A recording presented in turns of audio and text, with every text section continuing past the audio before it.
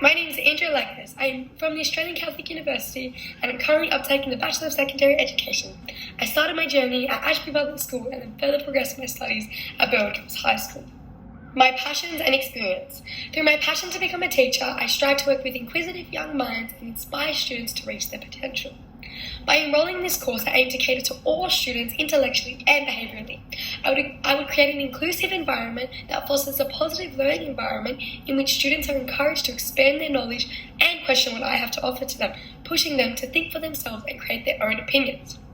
During my HSC, my mother fell ill and I severely struggled emotionally. My mother needed support to walk, to be fed and bathed. I sought support from a teacher because I felt weak and lost. My teacher, Miss Credlin, stated, "You are not weak, you are powerful. You wake up every day, come to school, and yet obtain exceptional marks." Her advice and kindness guided me through my HSC. This experience motivated me to do more for students than simply teach them material. So my emerging teaching philosophy. So in ancient Greece, philosophy is the process of asking questions and seeking meaning. Philosophy in education identifies the values, beliefs, and morals of a person or group. My experience as a student and witnessing other students suggests that school doesn't allow for individuality and doesn't cater to each belief and idea of a student. So how can it when students are forced to sit in the classroom every day and be told when they can go and play?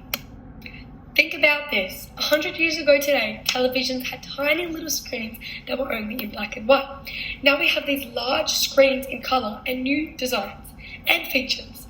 Classrooms 100 years ago consist of 4 walls, chairs and tables. So how can we push our students to cram 6 hours of work in their brain that they may never use again to think and grow when in a century nothing has changed? Leah Schaffer is a staff member from Harvard University. She suggests that one of the biggest successes is emotional health, a vital tool in life to learn how to deal with stress, which is not taught to students. Through this approach, the domain of qualification is efficient as students will be able to take this knowledge and use it every day as mental health is a modern issue. I believe my classroom will focus on emotional health and take part in 2 minutes of meditation, where students can regulate their emotions, leading to a healthy mind where students can think creatively. Emily Boyden's article implies that 2 minutes of meditation can increase cognition, memory, and attention. If this practice fails, I'll be able to subjectify my own actions and improve them to distinguish between education and right learning. Through my approach as an educator, I believe collaboration is a vital tool to students as it develops leadership and socialization as the students develop clear communication. This is explored through Biesta as he suggests that education is a public good, meaning it's essential to society. Biesta highlights that collaboration must exist to succeed in a public good, further creating socializations where students can learn interactively. Collaboration permits students to teach their talents and resources where they can learn from one another. Through Biesta's ideas, I aim to make my teaching a theological practice where I have purpose in my teaching. This is demonstrated through Biesta's concept, soul, not brain, as I should cater to the uniqueness of each student and be able to analyse my skills to improve as an educator and provide equity rather than equality. The readings that support my motivation and approach. So all the readings that I've encountered in this unit reflect on the complexities of schooling and question if schools should act as agents for social change. The Teaching and Pedagogy of Australia, 1788 to 1855, emphasises how education was more rigorous and institutional. After reform in 1850, education is gradually advancing in its ability to take into account environmental factors that might impair students' ability to learn.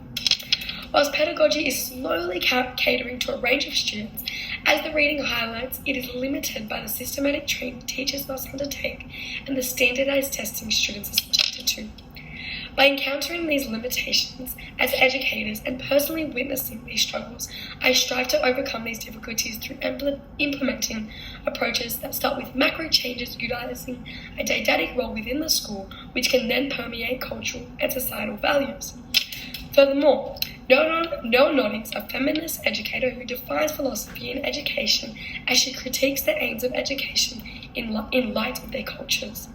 She further aims to reach a state of happiness through education for students. Through Nodding's proposal, she encourages me to approach education by engaging in professional learning with staff to develop teaching history as a future educator that caters to different learning styles. Nodding explores the aims that should guide the curriculum. These include health, the command of fundamental processes, worthy home membership, vocation, citizenship, worthy use of leisure, and ethical character. Instead of merely imparting knowledge to students, I will modify Notting's teachings and analyse them to meet students' needs. My personal educational experience has shown me that happiness and health are interconnected. So since one's emotional well-being can affect their physical well-being, it is crucial that all teachers consider their students' total welfare. This contributes to the importance of making health and happiness a core component of the classroom.